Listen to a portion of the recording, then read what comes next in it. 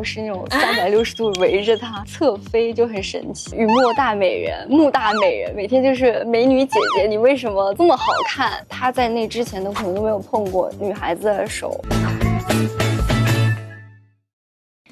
Hello， 优酷全娱乐的朋友们，大家好，我是演员杨雨桐，在《暗河传》当中饰演的是白鹤怀。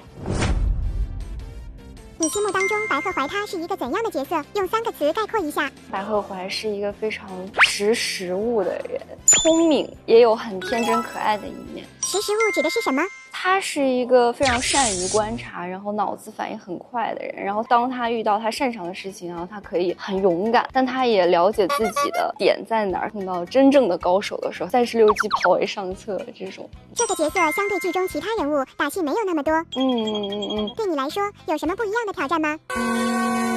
他其实也不是说没有打的部分，也算是有武功高强的一面，那就是没有暗河中人那么强了。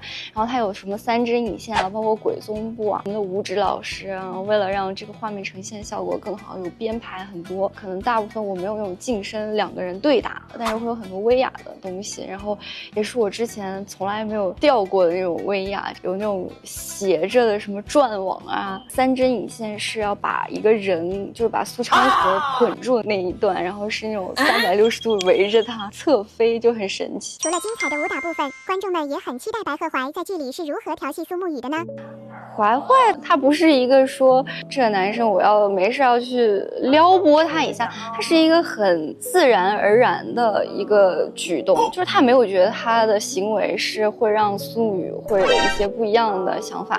就我记得开机第2天的时候有拍到一场戏，是苏沐雨在他那个角色当中是第一次被人诊治，因为他之前都自己疗伤嘛，然后我给他把脉，他在那之前都可能都没有碰过女孩子的手，可能那个时候有比较凑近的，我去给他诊脉啊，包括观察他，他那一刻就会觉得有点怪怪的。导演说让我去观察他害羞的反应，然后他觉得我只是整个脉，为什么这样，我觉得还挺有意思的。当时演那场戏，龚俊老师表演害羞的感觉怎么样？我记得导演也是说他也是我见过最帅的最英俊的男子，给他诊脉的时候想让我演出一种哇塞，怎么世界上有这么俊美的人？当时其实心里想说，这也不用演吧，这不就是确实也很帅吗？确实也很帅吗？跟彭晓冉的对手戏多吗？合作有什么感受？暗河第一美女嘛，白鹤怀就是那种特别喜欢和美女贴的人，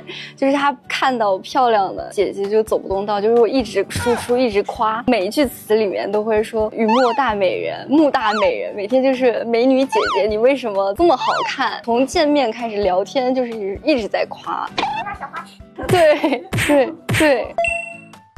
对小冉姐本人是什么感觉？我觉得她是一个非常非常敬业的女演员，我觉得她就是说话声音特别好听，我经常有的时候听她在对面跟我说词的时候，我都会镇住，尤其是跟她对戏，她的台词会很容易把对手演员带到那个情境当中。和乔振宇是第2次合作了，相处之后，你觉得他和之前有反差吗？这还挺亲切，挺熟悉的。大家可以关注一下乔振宇老师的抖音，这此刻我要安利一下，因为真的和他本人反差超级大。一直觉得他是一个比较严肃，像老师一样的人，然后直到有一天我刷到他的抖音，哇，好精彩！是有跟俊俊说，然后结果没想到转头他就贴脸给他，我真服了。在刷抖音，然后被我看到，我说你在看什么？他刷抖音，我说你去看看乔振宇老师的抖音，我说颠覆你的认知。然后他看完之后，立刻就跑过去跟乔老师说，我刷到了你的抖音，我看了你跳了晚安大小姐。